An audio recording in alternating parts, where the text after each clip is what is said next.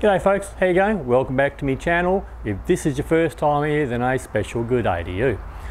Today we are going to go to the National Motor Museum in Birdwood in about 45 minutes northeast of Adelaide.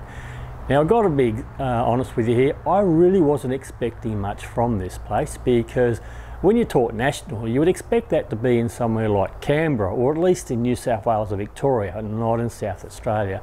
But boy, was I wrong. So grab a drink, sit down, and let's have a look at the National Motor Museum.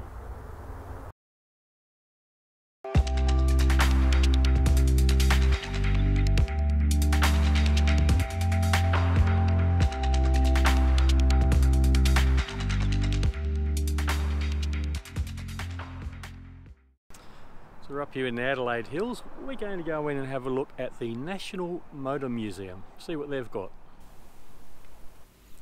The museum was founded in 1965 by a group of motoring enthusiasts known as the Veteran and Vintage Car Club of South Australia. It was later taken over by the South Australian government. There are over 400 vehicles including motorcycles and commercial vehicles. These span from the late 19th century through to present day. When I first walked in, I looked around and I didn't take very long to realise that this place was more than I originally thought it was going to be. The site was originally the historic Birdwood Mill, a former mill built in 1866, which I sort of find appropriate that old cars are in a historic building.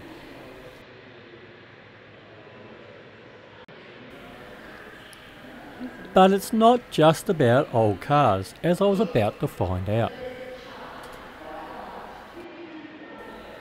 There's not too many places that can have a Bugatti sitting around doing nothing.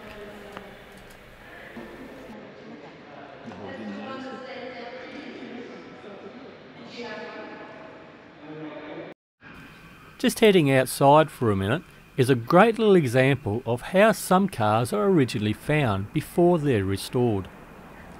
Cars sitting in an old shed for 10, 20, 30 years can look pretty rough on the outside, but sometimes they're like new on the inside.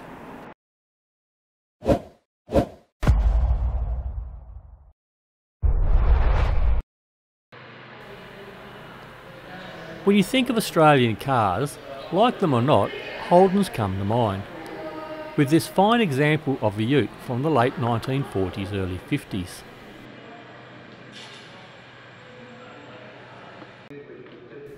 Following close behind was none other than Ford, with the rivalry between the two still alive and well today.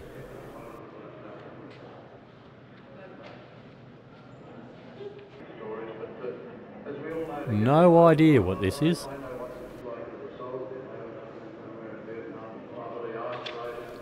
One thing I like about this place is that it doesn't really have a Ford section and a Holden section. It's a little bit mixed and matched with a bit of everything. See, I don't have a particular preference for any particular manufacturer. They all make good cars and bad cars. As long as it works for your needs, that's all that matters. But before Ford and Holden, there was these, the horseless carriage. They used to have a person walking down the road in front of it, waving a red flag to warn people that it was coming.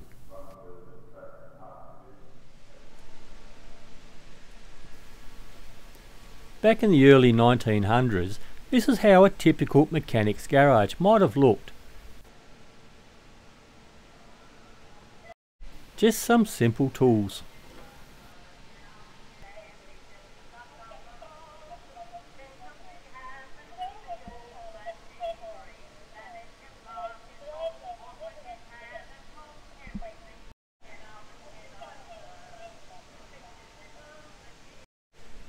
They even have an old car you can play in, sit in.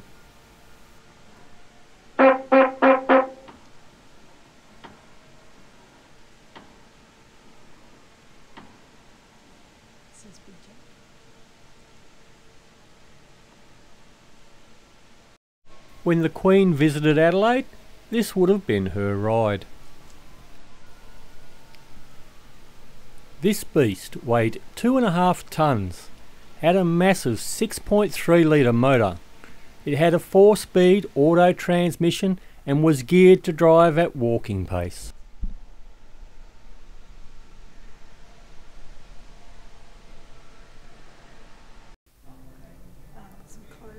Okay, now I know I said there wasn't any Ford and Holden sections, but I did say almost. Here is a small section of Holdens.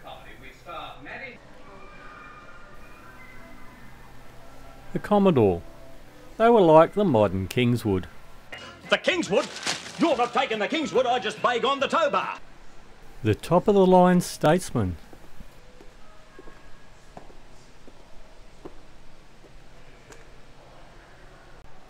Now this takes me back. My first car was a 1970 Holden Premier. It looked almost like this, except it was maroon.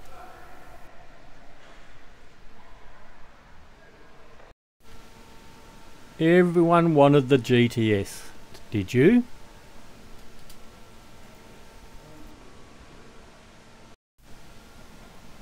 The V8 Tirana. You still see a few of these around today. This is a small collection of early buses and a couple of fire trucks. A 1939 Diamond T bus. This bus is a good example of early 20th century bus design. A 1940s Ford bus. A 1926 Garfield flat bus. While primarily a truck chassis, these vehicles were often adapted for passenger transport, demonstrating the versatility of early commercial vehicles.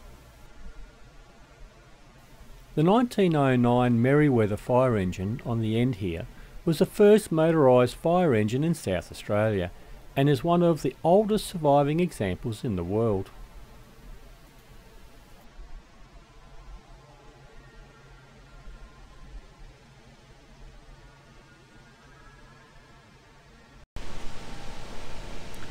I almost bought one of them too. Ended up getting a Tarago instead. This was called the People Movers because it could seat 8 people. Anyone seen the Mad Max movies? What am I saying? Of course, everybody's seen it.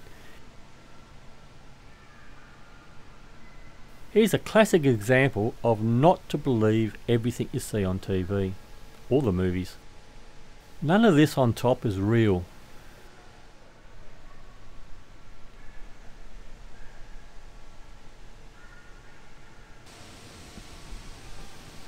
But if you think that that's not a bad collection, but wait, there's more. I thought not a big collection of motorbikes here.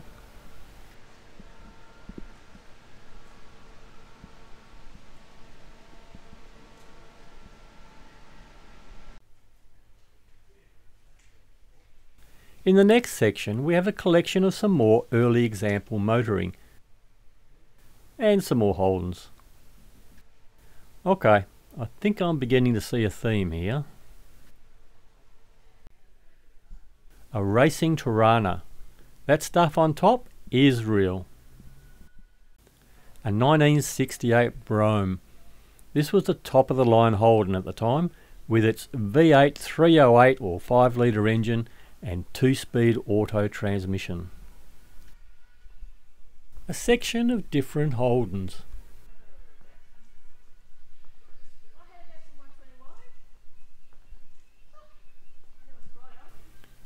And some shaggin' wagons. I'll tell you a story about them shortly. The panel vans were originally a commercial vehicle for businesses, but quickly became popular with the young people for other reasons.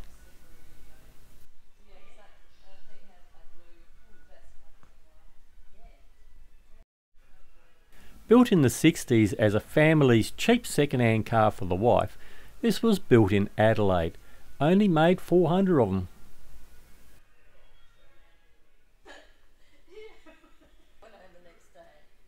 It's like a second-hand car yard in here, they got that much.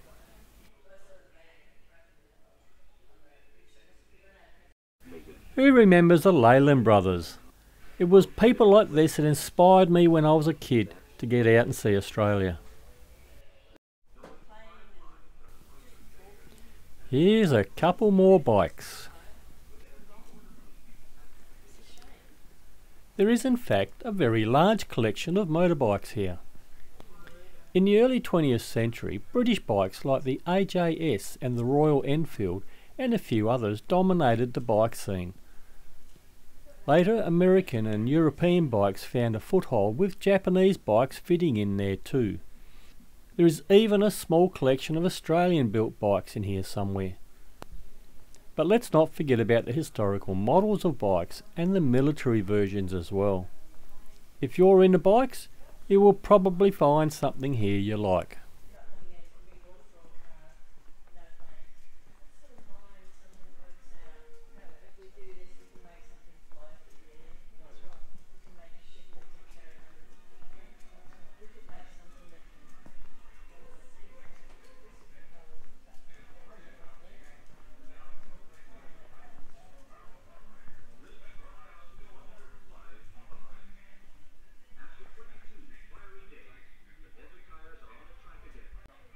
I learnt to drive on one of these Honda Civics, just with not so many stickers. I'm sure a lot of people would recognise this vehicle. It's seen a lot of Australia too.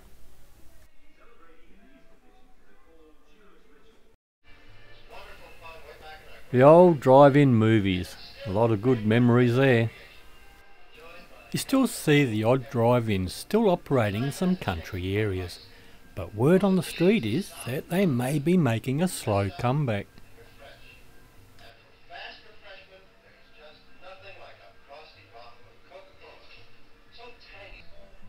Inside an old 1950s caravan, no 12-volt electrics here.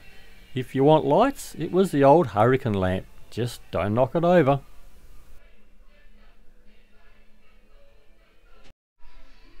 Now here's a collection of old random cars. How many can you remember the name of? Put it down in the comments below.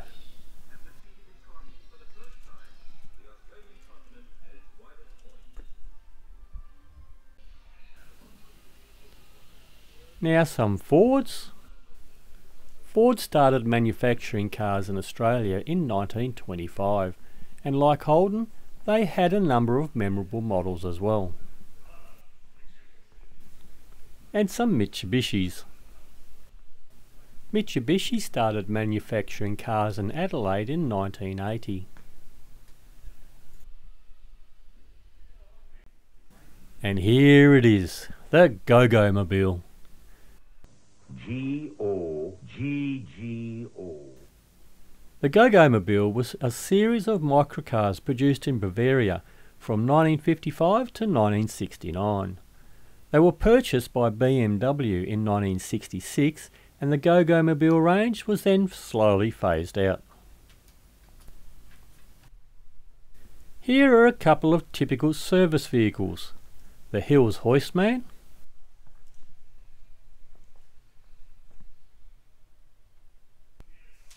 and a typical delivery van.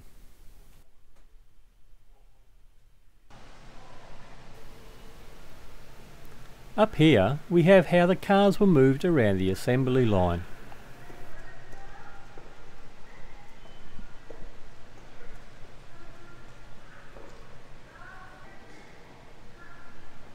Holden always was at the front of design and presentation, so as our final stop we take a walk down, I don't know, let's just call it the showroom floor, and take a look at some of its eye-catching examples like this Holden Torana concept car.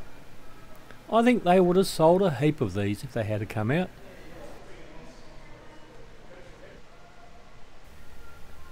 The Sandman panel van. I can say that I know the original designer of the Sandman, although we didn't know it would become the Sandman at the time. Let me tell you a story about the Sandman. Before Sandmans ever existed, like Holden made panel vans, my brother wanted to order a brand new panel van back in 1974, and went to Holden and said I wanted to have V8, 4 on the floor, bucket seats, this, that and a few other things, And Holden said, oh, we don't do certain things in a panel van. He said, no matter, I want that sort of thing, you know.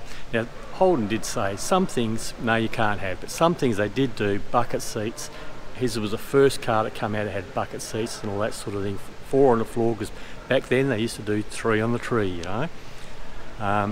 When this car finally arrived at the dealership, they said, good news, your car's here.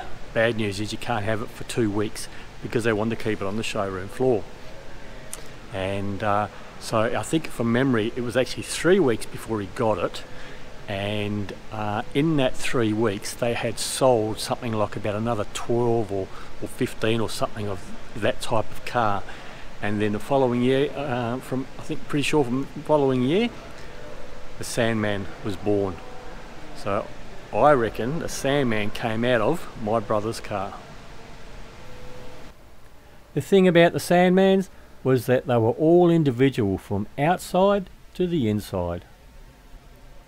Holden stopped making the Sandman in 1980, but in 2015 the Sandman nameplate was revived with a limited edition version of the Commodore sports wagon decorated with the HXHZ style stripes, a custom Sandman dashpad, 20-inch Beretta wheels and sheepskin seat covers. And what could you have been driving around in? This was Holden's first concept car, designed in the 1960s. It had a reversing camera and a navigation system. Mind-blowing.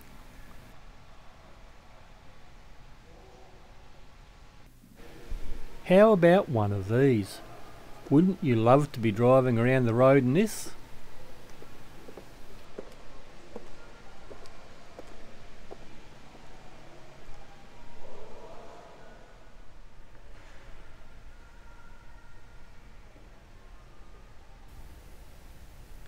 This place was above what I was expecting, and it's well worth the visit if you're in the area. And if you're not, then make the detour to check it all out.